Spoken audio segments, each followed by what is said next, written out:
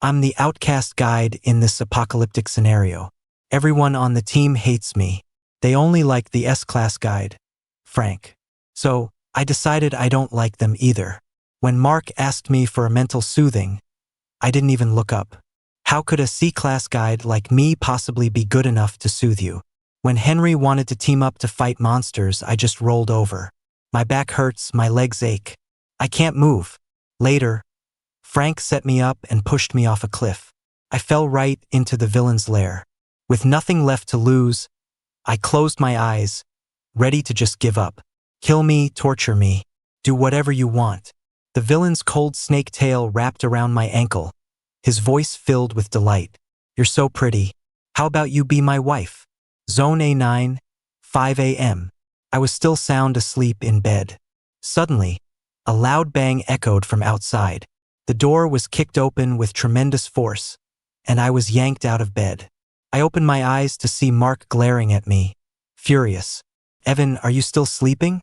Don't you know everyone's waiting for you? I blinked, not fully awake yet. Huh? We have to go to Zone B today to soothe the Sentinel suffering from mental strain. Did you forget? I yawned and slowly lay back down. What do you need me for? Don't forget what you are. You're a guide. I glanced at Frank, who was standing by the door looking timid and frail, and scoffed. You've got a perfectly good S-class guide right there. What do you need me for? Besides, I don't want to go just to be told I'm useless again. Mark was speechless.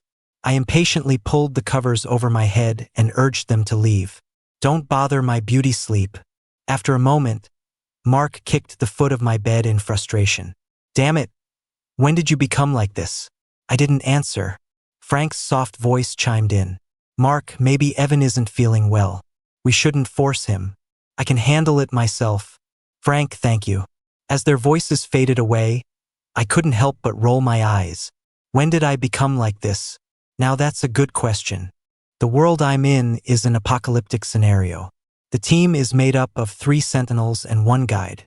At first, we all got along pretty well. But everything changed when Frank arrived. We rescued Frank from a pack of monsters while we were out scavenging for supplies. His small body was curled up in a corner, and even his spirit animal, a little white cat, looked pathetic. After we brought him back to the team, we discovered he was an S-class guide. Everyone was ecstatic. Guides are incredibly rare. Countless sentinels die from mental strain because they can't get the soothing they need. Finding an S-class guide at a time like this was a godsend. Frank was enthusiastic and kind. Even when he was exhausted, he would soothe the sentinels after a long day out. Everyone loved him. But gradually, he started stopping me whenever I was about to perform a soothing, a smile on his face. Evan, it's better if I do it. The sentinels can't fully relax when you soothe them. Every time I tried to do my job, Frank would beat me to it. The team started to think I was just a freeloader exploiting Frank's kindness. It didn't matter how many times I tried to explain. At first, I was angry and hurt. I tried my best to prove them wrong, to make them see. But time and time again, they would just ignore me and shower Frank with praise. A sense of numbness and helplessness washed over me. They didn't like me. Fine by me. I decided I didn't like them either. According to the rules of the scenario, once a team is formed, it can't be easily broken up. So even though I was the team outcast, they couldn't just kick me out. That weekend, the team captain, Ryan, proposed driving to Zone A1 to look for supplies. Henry had just received a mental soothing from Frank. His peacock spirit animal had its tail feathers fanned out, looking to be in excellent shape. Sounds good. We can't go soft this time and give away our supplies like last time. Frank's eyes were bright too. His little cat spirit animal was playfully batting at a black panther's back. I was the only one looking listless. I clearly didn't fit in with them. But of course, they didn't care what I thought. We all got in the car and headed for Zone A1. Zone A1 was huge and desolate. Ryan suggested we split up. I was more than happy with that. I crouched by some bushes, checking for any edible berries. Suddenly, I heard a familiar voice behind me. Evan. I turned to see Frank standing there. Somehow, he had ended up in the same area as me. I wasn't in the mood to talk to him, so I turned back and kept picking berries. Frank's voice grew plaintive. Evan. I stood up, exasperated. There's no one else around. Do you really have to keep up the act? Frank bit his cherry red lip. Evan, supplies are really tight for the team right now. Did you know that? Yeah, I know. That's why I'm looking for some. Isn't it? But every supply run is dangerous. Last time, Henry almost got bitten by a zombie trying to find food. I cut him off. What are you trying to say? Evan, why don't you just leave the team? You're just a C-class guide. What good are you to the team, really? If you leave, everyone won't have to work so hard, always going out to find supplies. I was so angry I almost laughed. And you think it's my decision whether I leave or not? Well, if it isn't, then let me help you, Evan. I instinctively raised an eyebrow. Before I could react, I suddenly felt my body go light. Frank had pushed me off a 1,000-foot cliff. As I fell, the last thing I saw was Frank's blank, expressionless face. To be honest, I don't really care that much about life or death. Before entering this scenario, I'd already been diagnosed with terminal cancer. My fate was sealed. I only came here to gamble on a chance to live. If it didn't work out, that was fine too. I was just so tired. I thought I was dead. But when I opened my eyes again, I found myself in some kind of cave. A slick, cold sensation crept up my calf. A terrible feeling washed over me. I turned my head and saw a man, human from the waist up, snake from the waist down, staring at me motionlessly. His snake tail was currently coiled around my leg. With just a slight squeeze, he could crush the bones in my leg completely. This was the final boss of the apocalypse scenario. Julian. I sighed and lay back down.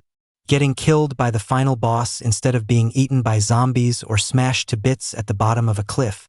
Not bad. I could live with that. Besides, this final boss was actually pretty handsome. Green eyes, black hair, and sharp features. I bet he was very elegant, even when eating people. I spoke slowly. Kill me, torture me. Do whatever you want.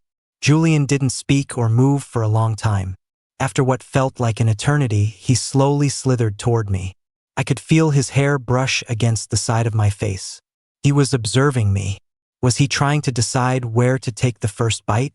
He should probably just bite my carotid artery first.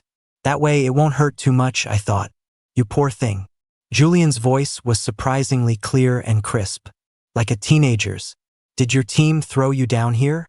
It's been so long since a human has come here. You're so pretty, he said with a laugh in his voice. How about you be my wife? I was shocked. Me? Pretty? Setting aside whether I was even remotely attractive, the damn birthmark near the corner of my eye had been the subject of countless whispers. It was the source of my insecurity. As if sensing my thoughts, Julian reached out and touched the corner of my eye. You have a butterfly on your face. It's very special. Little butterfly, will you stay and be my wife? My heart skipped a beat. I didn't know what to feel. I never expected the first compliment I'd receive would come from an apocalyptic villain. It was probably just a way to toy with his food. I played along and agreed. Okay. This time, it was Julian's turn to be stunned. You just agreed? I was going to die anyway. It doesn't matter to me. Julian was silent. Later, he told me that his claim about me being the only human he'd seen in ages was a lie. Plenty of humans had fallen down here. But without exception, they either came at him with knives and axes, ready to fight to the death, or they panicked and fainted. He'd never seen anyone so completely chill about dying, so he couldn't resist teasing me a little. He never expected me to be that relaxed. Yeah, I guess I am. I reached out and gave the boss's snake tail a couple of tugs. Felt tough and springy. I looked at him. Got anything to eat? I'm hungry. Julian used his snake tail to scoop up a lapful of fruit for me. As I ate, he watched me with a mysterious look in his eyes. If you eat my fruit, you have to be my wife. I nodded, my mouth full. Julian suddenly chuckled. Being my wife means you have to satisfy me. You're so skinny. Can you take it?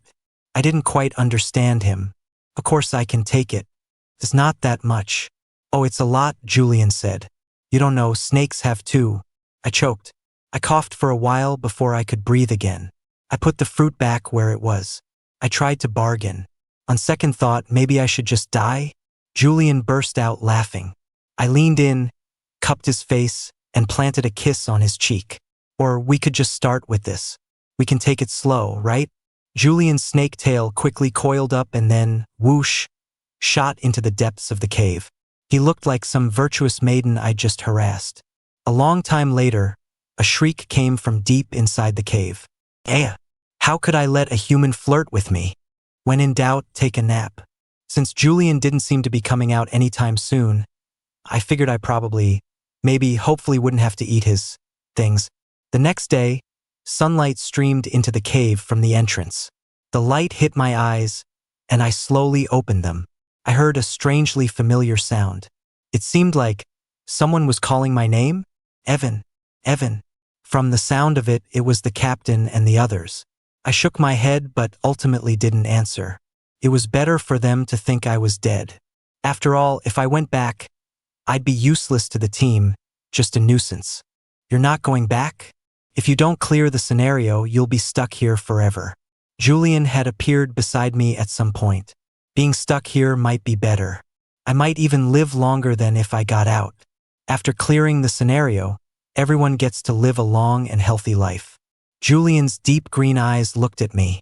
I've been happy with you here. Even if I knew it was an act, I was still very happy. My vision blurred. When I opened my eyes again, I was no longer in the cave but back on the ground in Zona 1. Not far away, Mark and the others heard the noise and ran toward me. Evan.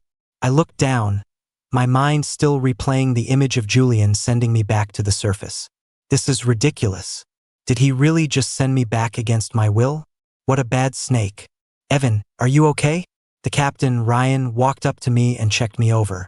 Seeing I was fine, he frowned deeply. We thought you were dead. It's all my fault.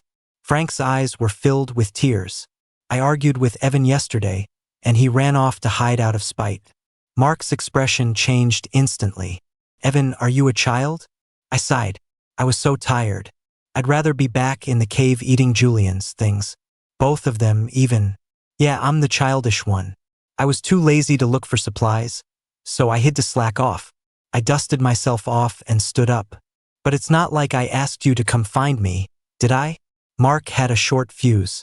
My words set him off immediately. Evan, what's that supposed to mean? You're throwing our kindness back in our faces. Not only do you refuse to soothe the sentinels, but now you're too lazy to even look for supplies. You're so selfish. Why can't you be more like Frank? The same old words, the same old feeling. Time and time again, they would compare me to Frank. He was the moon in the sky, and I was the mud on the ground. I turned my head and saw Frank looking at me with a smirk. I didn't argue or make a scene. I just said calmly, fine, you guys can keep Frank. I'm leaving. With that, I started walking away, ignoring the ugly expressions on the other three's faces. Hey, Mark rushed forward and grabbed my wrist. How old are you? Still throwing tantrums? Are you a child? Henry pretended not to care, but a flicker of anxiety crossed his eyes. Evan.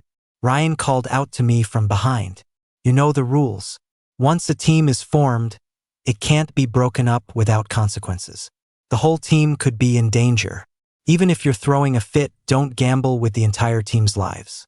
Okay? I stopped. The way they were acting, you'd think they couldn't live without me. It was almost funny. We were already halfway through this scenario. All that was left was to find the crystal core to get out. Only one team would get the core. All the other teams would die. At this critical moment, they obviously didn't want any complications. I smirked and finally agreed. Fine.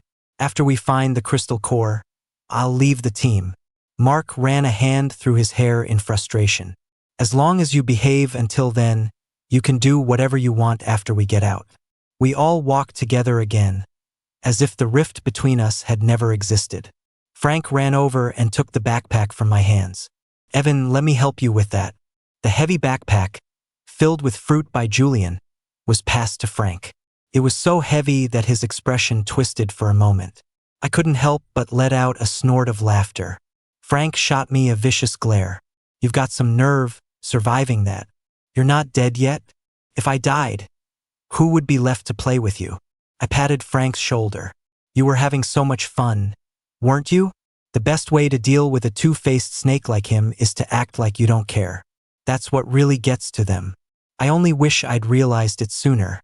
I'd spent so long stewing in my own misery before. With information on the crystal core's possible location, the team didn't want to delay any longer and prepared to set out immediately. After driving into Zone D, our group entered an abandoned base. The base was large and empty. We decided to split up. I went with the captain, Ryan, while Mark and Henry stayed to protect Frank. Evan, look at this.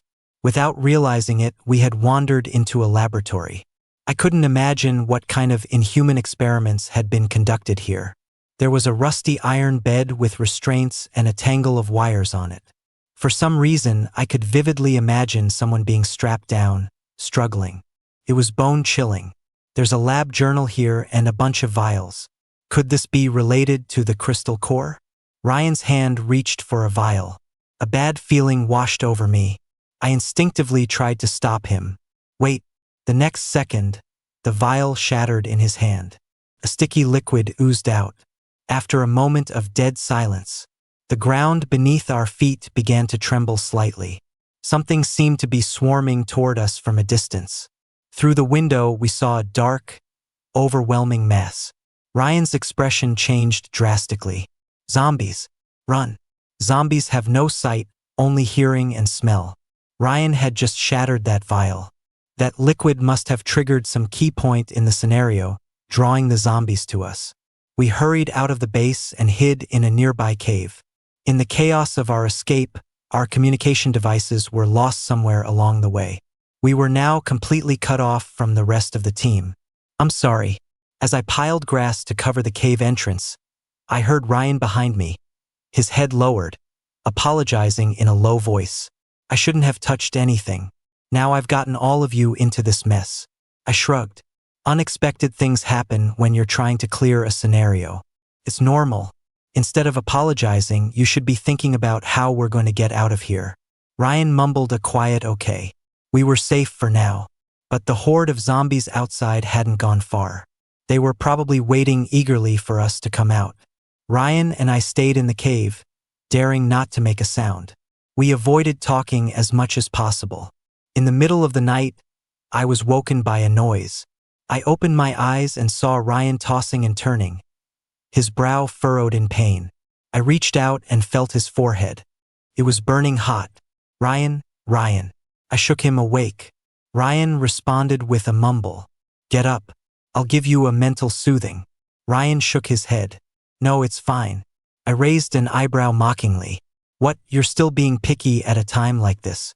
There's no Frank here to soothe you. Suit yourself. Ryan was silent for a moment. That's not what I meant. I just don't think you should waste your energy on me. We'll both be in danger if you do. Cut the crap. I extended my psychic tendrils into Ryan's mental landscape. His white tiger spirit animal was lying nearby, looking listless. I established a temporary mental link with Ryan. Thank you. After the soothing, the sentinel was clearly in better spirits. He thanked me softly. Don't mention it. I'm just a C-class guide. This is the most I can do. You did great, Ryan said. Actually, you don't have to compare yourself to Frank. I was speechless. I'm the one comparing myself? Forget it. I can't be bothered to argue. I glanced over and saw my spirit animal still playing with the white tiger. I immediately called it back. Snowball, come here. Don't play with that dumb dog. It'll lower your IQ. On our third day hiding out in the cave with Ryan, his fever returned. I rolled up his sleeve and discovered several wounds on his arm that were already infected and festering. He must have gotten these scratches from zombies while covering my retreat. You were injured. Why didn't you say so earlier? Even if I did, it wouldn't have mattered. Frank and the others have the first aid kit. I was exasperated. I've never liked being indebted to anyone. After a moment's thought, I decided to go out alone to find some anti-inflammatory herbs. Otherwise, by the time the team found us, Ryan's body would probably be rotting. I took a small knife and left team markers along the path as I went. That way, if we were lucky, they might see the signs and find their way here. I spotted a supply station not far away. Inside, there was some water, food, and medical supplies like alcohol and bandages. I put my hand on the doorknob and pushed it open. The moment I did, a piercing alarm blared through the air. The zombies nearby heard the sound and stirred. They started rushing toward me. Shit, it was a trap. Cursing under my breath, I didn't have time to think. I just turned and ran. I don't know how long I ran. My hands were covered in the sticky, foul-smelling blood of zombies. I just felt utterly exhausted, unable to run another step. My foot slipped. I fell into a burial pit and lost consciousness. When I opened my eyes again, my whole body ached as if my bones had been shattered. My throat was dry. I muttered to myself, "Am I dead?" A sigh, tinged with resignation, sounded beside me. "Why are you so determined not to live? Both times I've seen you, you can't stop talking about death. Do you have some kind of death-seeker personality?" I turned my head. Julian was propped up on his arm, watching me, idly flicking his snake tail back and forth. Couldn't help but cough. "You again." "That's right," Julian said with a cheerful grin, tilting his head at me. "I saved your life again, little butterfly. It's fate. It means you're not supposed to die yet. So just live." Julian added in a whisper, "I want to live, but I can't." I caught his words perfectly. Premonition sparked in my mind. Could the key to the scenario be related to the villain boss Julian's past? "Why?" Julian didn't answer. He just sniffed the air and then looked at me with an expression of understanding. "It seems you've already been to that laboratory. And you broke a vial? The smell of that stuff attracts zombies." I looked down at myself. I was covered in bloodstains, dirt, and mud. It was a horrifying sight. He could smell that through all this? "That laboratory, does it have something to do with you?" "To be precise." Julian didn't finish. He looked into my eyes, his deep green irises like pools that could pull you in completely. The next second, it felt like a nerve in my brain had been plucked. A flood of unfamiliar memories rushed in. Before Julian became the villain of the apocalypse, he was an undeniable boy genius. His mentor, Dr. Cheney, was an obsessive scientist, and Julian was his most prized student. But the two of them always had conflicting views. Dr. Cheney wanted to develop a serum that, when used on humans, would merge their spirit animal with their physical body, making them stronger. But Julian was strongly against such human experimentation. After their umpteenth argument, Dr. Cheney, in a fit of madness, decided to experiment on his own student. Flashes of memory appeared before my eyes. Julian strapped to that rusty iron bed, the sharp needle piercing his skin, his shrill, desperate screams echoing throughout the entire base. Goosebumps erupted all over my skin. Even after the memory faded, the chilling image remained burned into my mind. "Your spirit animal is a snake?" "Yeah." I released my own spirit animal, and it crawled onto Julian's snake tail. Julian smiled. "So you're a little fox. No wonder you like fruit so much. But my psychic tendrils can't see your spirit animal's form at all. 'Cause I haven't been a normal person for a long time." A moment of silence passed. I asked, "Why are you telling me all this?" Julian's tone became playful again. "I don't know. Maybe I just liked you the moment I saw you?" I was speechless. It seems the final boss is really, really bored if he enjoys teasing people this much. I said seriously, "I saw Dr. Cheney's body back at the base.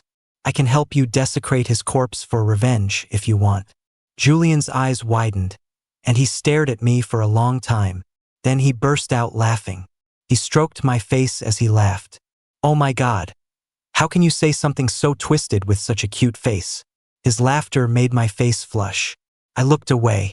"Fine if you don't want it. Seeing you like this, I'm starting to not want you to ever leave this game." But I never really wanted to leave that much anyway. After clearing the scenario, what would I do back in the real world?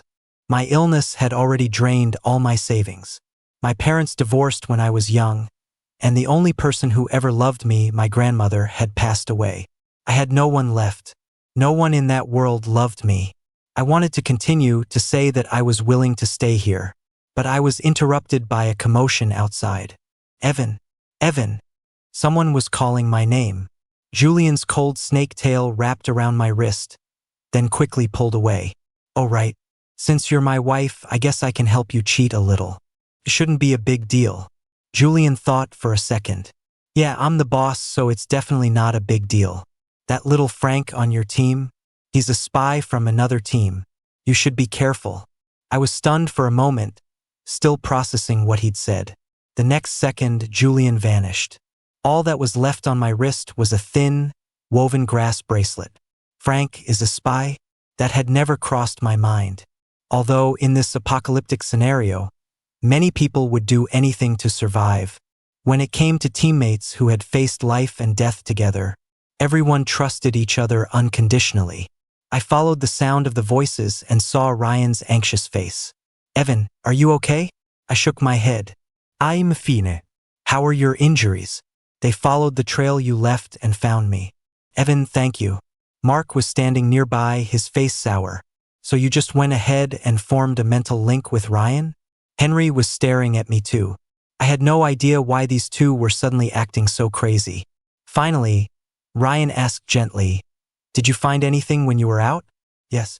I caught a glimpse of Frank's expression turning nervous. I curved my lips into a smile. "I found out that the zombie's hearing is incredibly sharp. I was going to the supply station to get some alcohol, but an alarm went off and drew all of them over." "Evan, isn't that just stating the obvious?"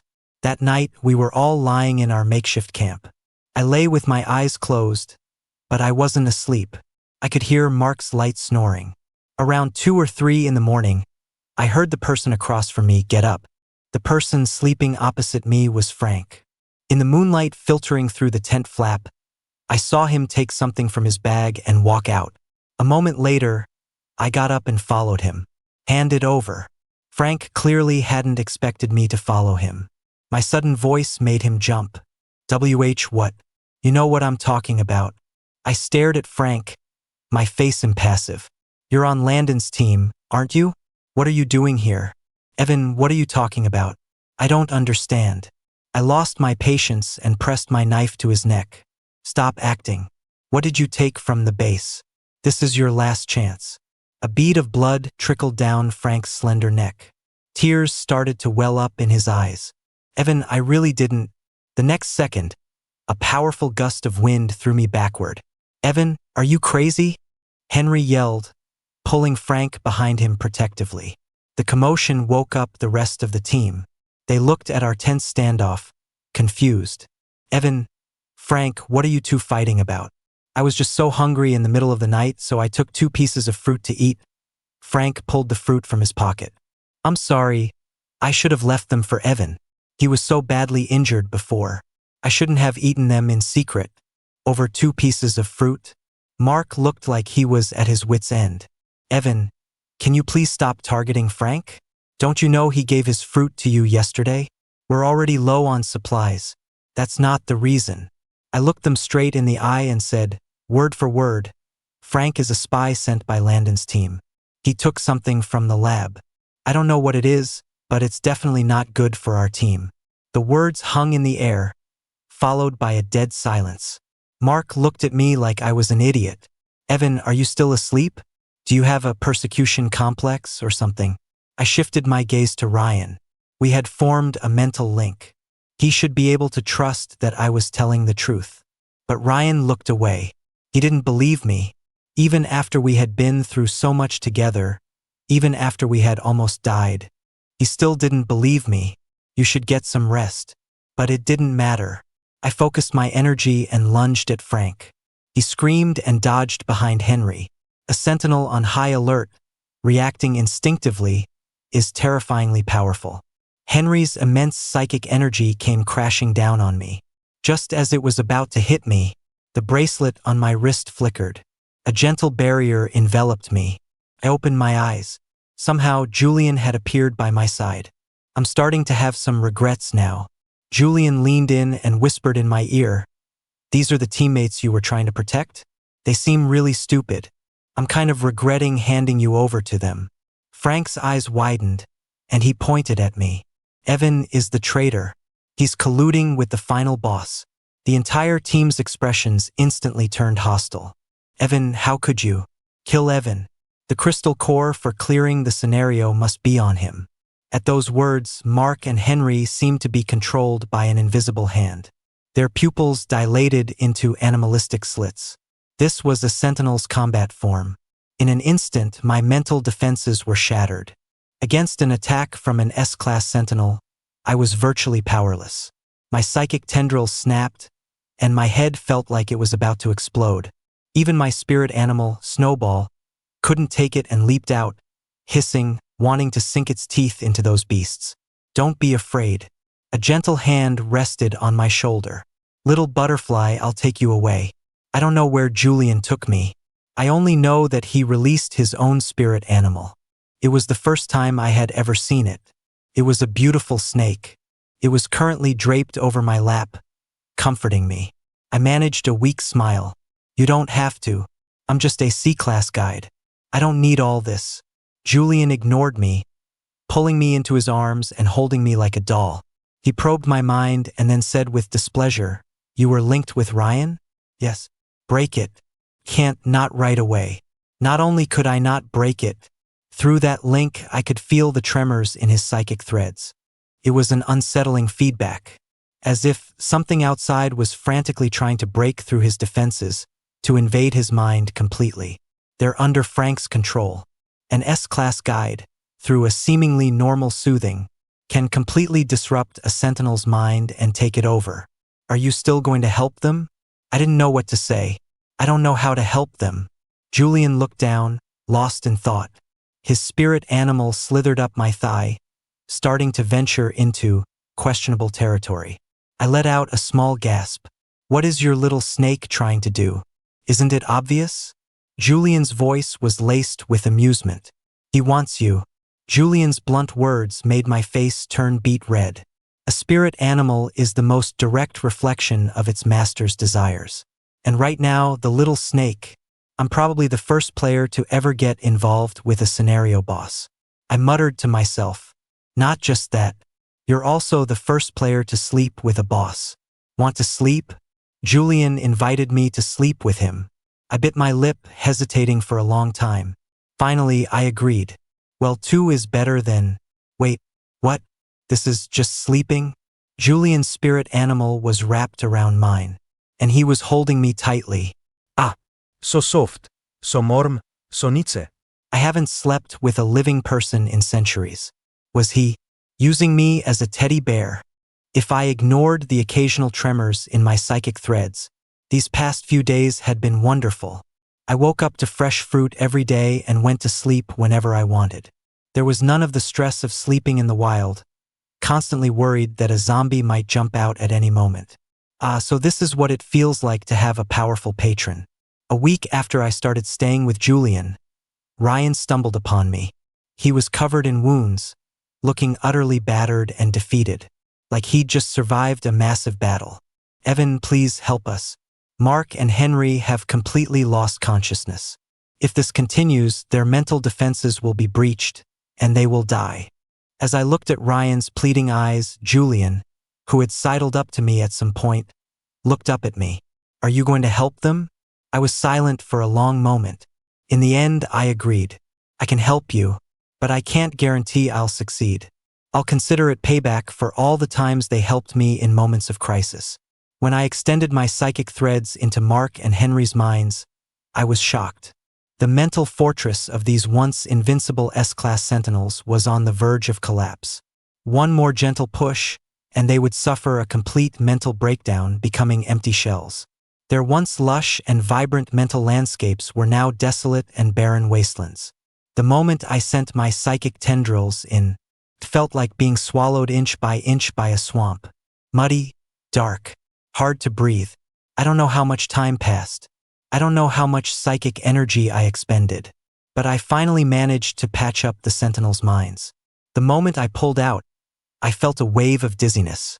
My vision went black, and then I lost consciousness completely. When I opened my eyes again, Mark, Henry, and Ryan were sitting neatly by my bedside.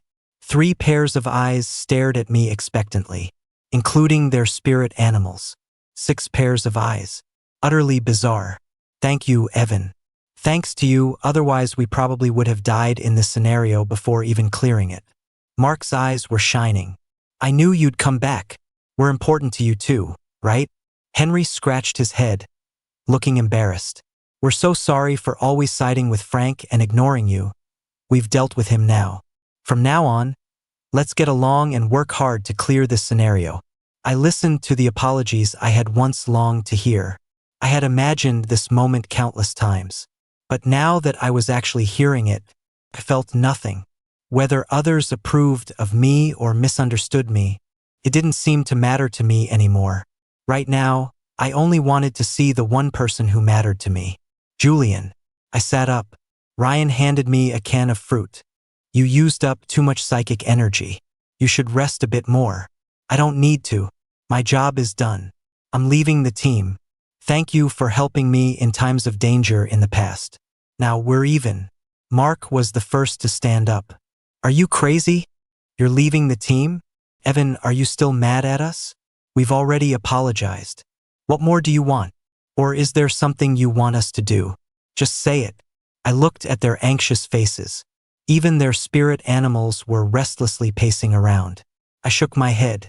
No, I have no feelings for you anymore. No anger, no affection. Nothing. You apologized, and I forgive you. Ryan spoke up. But how will you clear this scenario on your own? I'm not planning on leaving. With that, I walked out, ignoring the ugly expressions on their faces. I was going to find Julian, and I was going to tell him that I was staying here with him. But looking at Julian's face, I felt like I had forgotten everything I wanted to say. I just wanted to hold him and sleep for a long, long time. Hurry up and let out your little snake. Let me play with it.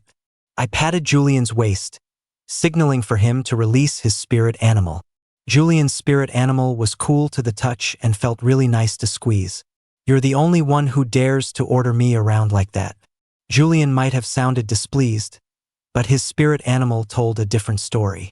The little snake joyfully flipped and twisted, almost tying itself into a knot in my hands. Have you broken your mental link with that captain of yours yet? I did. A long time ago. It was only temporary anyway. I reached out and cupped his chin. Do you want to link with me? Can I? Of course. Do you know what a full link entails? A faint blush spread across my ears. I know. Julian pulled me onto his lap. I leaned down and pressed my lips against his. It was different from what I had imagined.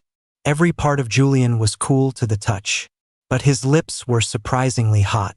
The moment they met mine, I felt like I was being seared through. The little snake coiled tightly around Snowball. I felt countless psychic tendrils screaming and vibrating. My legs trembled, and tears of pure sensation streamed from my eyes uncontrollably. This was a true psychic union. Our psychic tendrils intertwined, merging together. In the end, I was completely immobilized. The next day, the sun was high in the sky. I opened my eyes, the sunlight warm on my face. The sound of arguing came from the entrance. I pushed the door open to see Ryan and the others standing outside. No wonder Evan said he wanted to stay here. Julian, what kind of spell have you cast on him? If he can't get out, haven't you ever thought that he'll die here?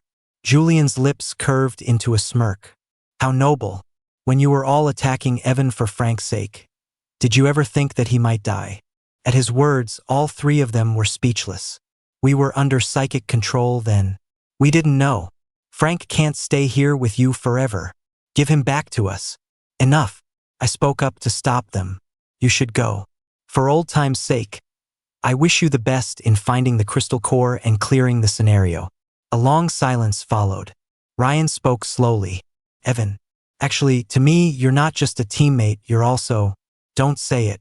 Whether it's like or love, don't say it. It makes me sick.